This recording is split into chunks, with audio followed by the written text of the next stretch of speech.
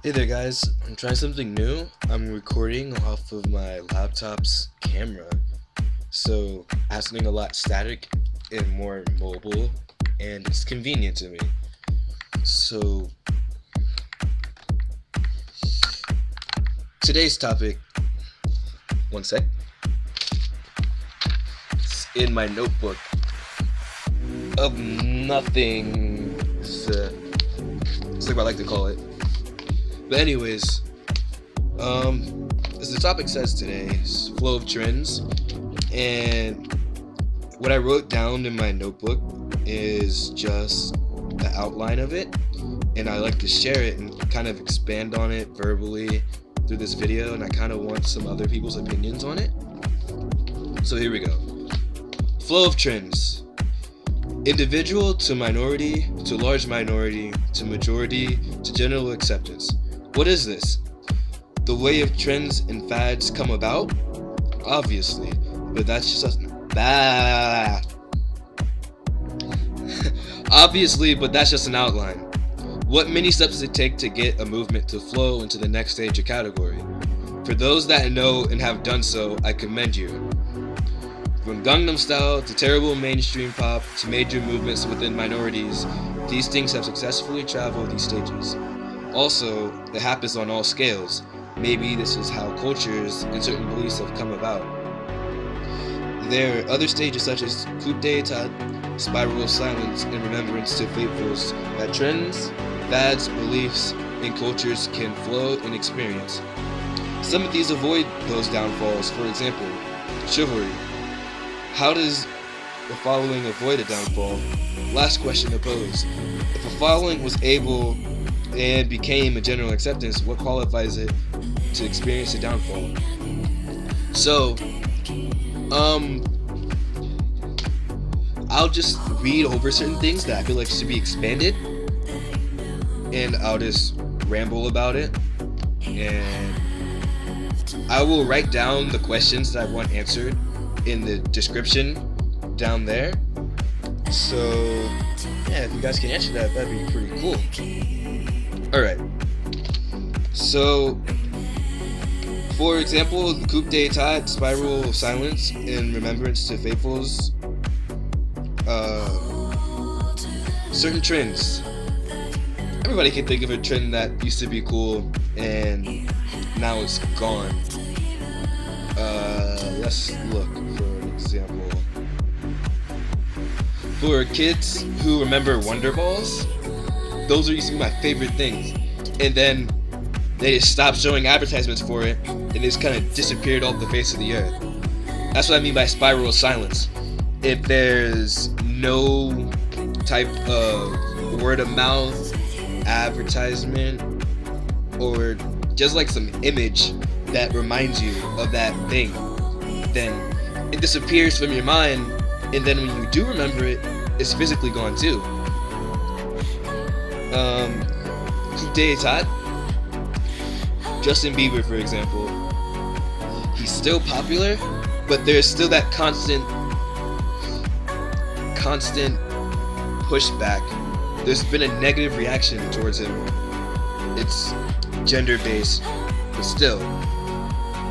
He was extremely popular, and then he started to lose popularity as time went on because more and more people started to be against him for whatever reasons. But I'm not getting onto a topic about Justin Bieber. It's just to prove my point or to establish a point. And then remembrance to faithfuls. Okay, so that's more of, okay, here's a good example. Shuffling. It went mainstream due to LMFAO, and it also went mainstream when it became a really popular thing on YouTube. And all those 07 hardstylers had their thing going for a while on YouTube, and LMFAO had their thing going for a while. And then it just fell off. Now obviously there's still a very big following for shuffling, but it isn't a general acceptance. It's not a minority. It's more of a large minority. Oh god, I think I might have said minority twice. If I did, excuse me. It's not a general acceptance or majority. It's more of a large minority or just a minority in general. So things like that, they had the means to become recognized by a large amount of people, but it fell victim to those three things, and they're not as relevant as they used to be.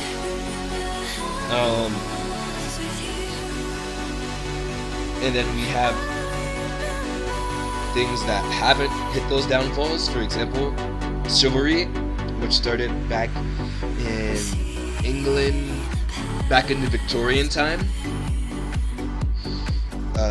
The idea that gentlemen should treat women with respect and always be courteous to them. It didn't start out as a majority thing, probably. It went from an individual to minority, to a large minority, to majority, to general acceptance. Because everybody likes being treated nicely. So with the idea of men treating women nicely, it went over well, so it swept over quickly. It just became an instant general acceptance. And it's still around. Nobody tried to oppose it. Nobody's like, there's not even a silence about it because people are always talking about it. And then it's not so far gone that it's only to a certain amount of people. It's always there. It's something that's constantly advertised, and not a large amount of people are against it. So it's survived the test of time. It's been around for centuries. And it just makes me wonder, how do things like that happen? How does something, an idea, a concept, how do those become so big to the point where it goes from individual to minority to large minority to majority to general acceptance? I just like to know. It's interesting. Like, what exactly pushed those ideas and concepts to the next level? Because, like, I can see the individual to minority, like a friend telling other friends, so it's a minority, but then it would have to be friends of friends to become a large minority. And then I just feel that word of mouth or very strong advertising tactics would be the key to success in this kind of idea or theory that just kind of ran across my mind. So let me just run these questions by again, and then I'll be out of your guys' face. So, how does this happen? How does an idea or concept flow from stage to stage and category to category? How does an idea or concept get a negative reaction after it's become popular?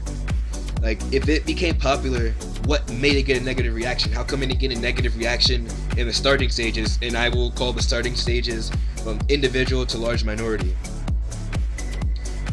And how does this happen? It's just such an amazing thing to me, and I just can't get over it. It's cool, man. Alright, that's the end of this vlog. Signing out.